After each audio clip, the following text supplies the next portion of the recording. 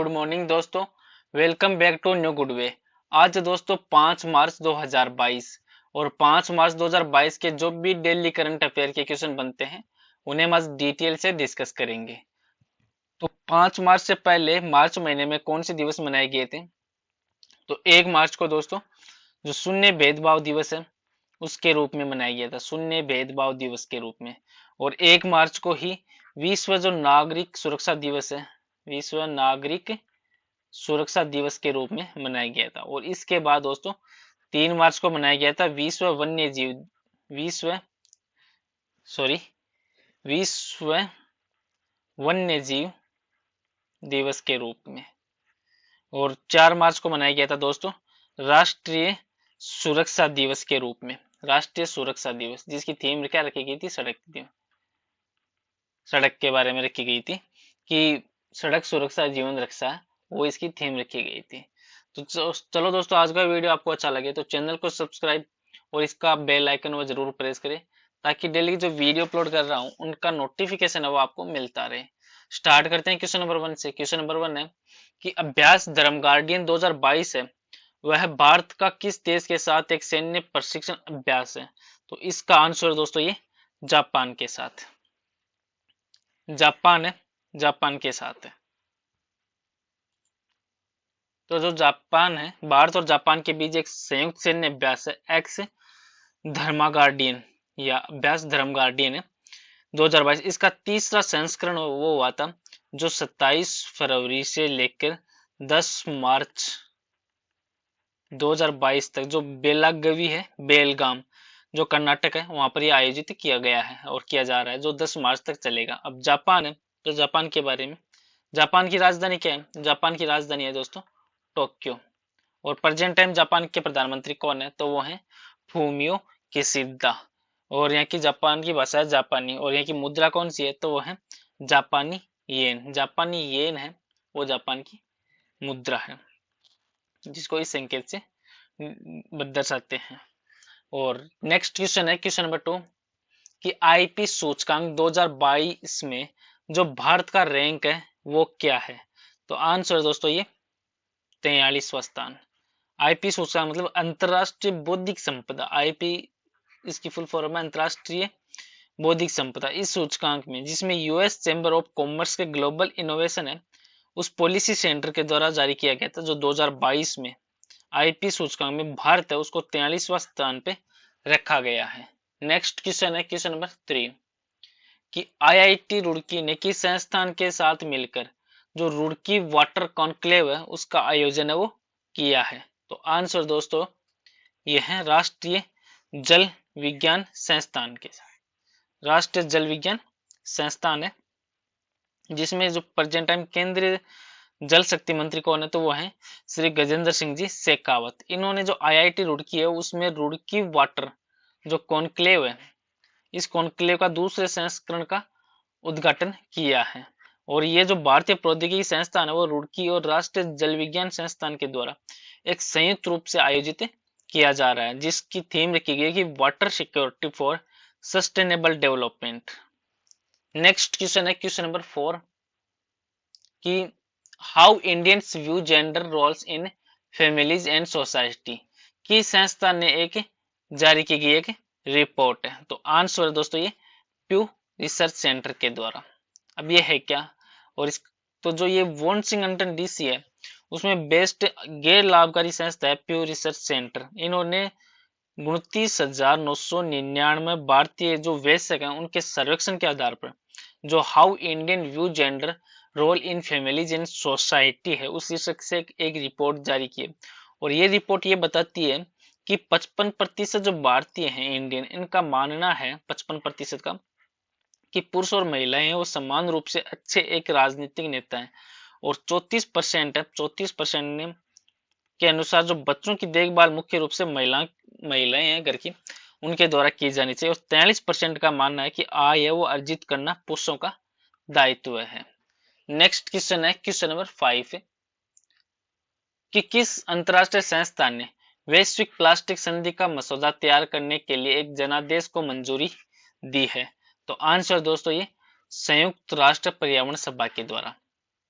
जो 175 सदस्य देश हैं, इन सदस्य देशों के साथ जो संयुक्त राष्ट्र पर्यावरण सभा है, जिसकी शॉर्ट फॉर्म है UNEA, इन्होंने एक जनादेश पर हस्ताक्षर किए हैं, सिग्नेचर किए, जो प्लास्टिक प्रदूषण को समाप्त करने के लिए जो हस्ताक्षर करता है उनके लिए कानूनी रूप से बाध्यकारी है।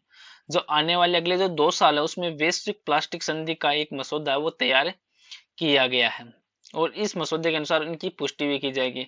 और ये जो जनादेश है वो प्लास्टिक उत्पादन से निपटने और प्लास्टिक के जो जहरीली बोझ है प्रदूषण से उसको दूर करने के लिए उपायों की जो सिफारिश भी करता है।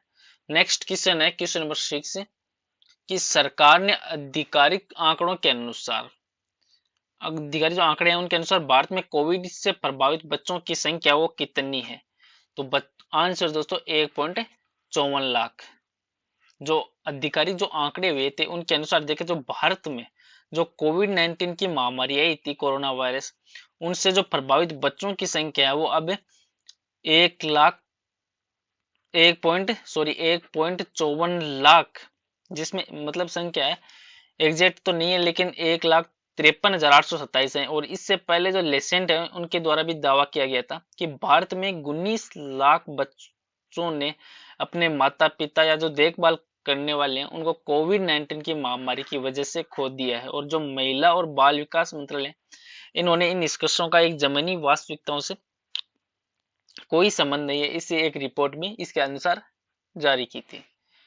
नेक्स्ट क्वेश्चन है क्वेश्चन नंबर 7 कि किस भारतीय बैंक ने प्रतिबंधित रूसी संस्थानों को बैंकिंग माध्यमों के जरिए भुगतान पर रोक लगा दी है। तो आंसर दोस्तों ये SBI, जो भारतीय स्टेट बैंक है SBI, इन्होंने रूस के जो यूक्रेन को हमले को लेकर एक पश्चिमी देशों के द्वारा जो प्रतिबंधित रूस की संस्थाएं उनके साथ लेन देन करना बंद कर दिया है।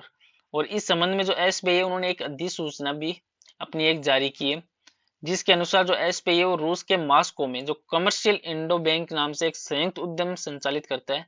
और इसमें केनरा बैंक है, तो केनरा बैंक के 40% हिस्सेदारी के साथ अन्य भागीदारी है। और रूस है वो भारत के बड़े व्यापार साझेदारी में से भी एक। और इस युद्ध को देखते हुए SBI है, स्टेट बैंक और इंडिया, इन्होंने ये भुगतान पे रोक लगाई है। नेक्स्ट क्वेश्चन है क्वेश्चन नंबर 8 कि कौन सा भारतीय खिलाड़ी जो शॉर्टेस्ट मैच खेलने वाले देश के 12वें खिलाड़ी बन गए हैं। तो इसका आंसर है दोस्तों ये विराट कोहली। जो विराट कोहली है वो शॉर्टेस्ट मैच खेलने वाले 12वें खिलाड़ी बन चुके हैं। और विराट से पहले कौन थे, तो वो थे दोस्तों सचिन तेंदुलकर। सचिन तेंदुलकर है, उसके बाद राहुल द्रविड़ और सहवाग सहित अन्य 11 भारतीय खिलाड़ी ये कारनामा वो कर चुके हैं। और सबसे ज्यादा जो 200 टेस्ट मैच खेलने का रिकॉर्ड है वह केवल सचिन तेंदुलकर के ही नाम है। वहीं 164 टेस्ट खेलने वाले खिलाड़ी हैं राहुल द्रविड़, जो इस मामले में दूसरे स्थान पे है। नेक्स्ट क्वेश्चन है क्वेश्चन नंबर 9 कि अंतरराष्ट्रीय ऋण एजेंसी का उपाध्यक्ष वह किसे नियुक्त किया गया है। तो इसका आंसर है दोस्तों ये जो जुनैद कमाल अहमद को अंतरराष्ट्रीय ऋण एजेंसी का उपाध्यक्ष वो नियुक्त किया गया है। और जिसमें दूसरे जो बांग्लादेशी नागरिक हैं जिन्होंने विश्व बैंक के इतिहास में इतने बड़े पद पर इनको नियुक्त किया गया है। और अहमद वो 18 अप्रैल से अपना पद है वो संभाल लेंगे, 18 अप्रैल 2022 से। नेक्स्ट क्वेश्चन है क्वेश्चन नंबर 10 कि केंद्रीय मंत्री स्मृति ईरानी ने महिलाओं के लिए किस प्रोजेक्ट को लॉन्च किया है। तो आंसर है दोस्तों ये स्त्री मनोरक्षा परियोजना को, जो केंद्रीय स्मृति ईरानी है इन्होंने इस परियोजना को लॉन्च किया है। जो महिला एवं बाल विकास मंत्रालय, जो ministry of women and child development, इन्होंने सप्ताह भर चलने वाला जो अंतर्राष्ट्रीय महिला दिवस है उसके भाग के रूप में जो स्त्री मनोरक्षा परियोजना इसको लॉन्च किया है। और इसका उद्देश्य है कि जो संपूर्ण भारत में 6000 जो OSC कार्यकर्ता इनको मानसिक स्वास्थ्य प्रशिक्षण प्रदान करना। और इस परियोजना है वो मनो सामाजिक कल्याण पर बल देगी। और इसका उद्देश्य है कि भारत में महिलाओं के जो मानसिक स्वास्थ्य में सुधार करना। और आज का नेक्स्ट और लास्ट क्वेश्चन है जिसका आंसर आपको कमेंट बॉक्स में लिखना है कि अमेरिका, यूरोपीय संघ और ब्रिटेन ने किस देश पर और आर्थिक प्रतिबंध लगा दिया। और इसका आंसर दोस्तों आपको कमेंट बॉक्स में लिखना है। और पीछे की वीडियो में भी आपको एक क्वेश्चन दिया था कि विश्व में किस देश ने संयंत्र आधारित जो कोविड-19 वैक्सीन के उपयोग को अधिकृत किया है, तो इसका आंसर था दोस्तों कनाडा। जो कनाडा वो दुनिया का पहला देश बन चुका है जिसने प्लांट आधारित जो कोविड-19 है, इस कोविड-19 वैक्सीन के उपयोग को अधिकृत किया है। चलो दोस्तों, आज का वीडियो यहीं पे समाप्त करता हूँ। वीडियो आपको अच्छा लगे तो चैनल को सब्सक्राइब और शेयर जरूर करें। Thank you all of you.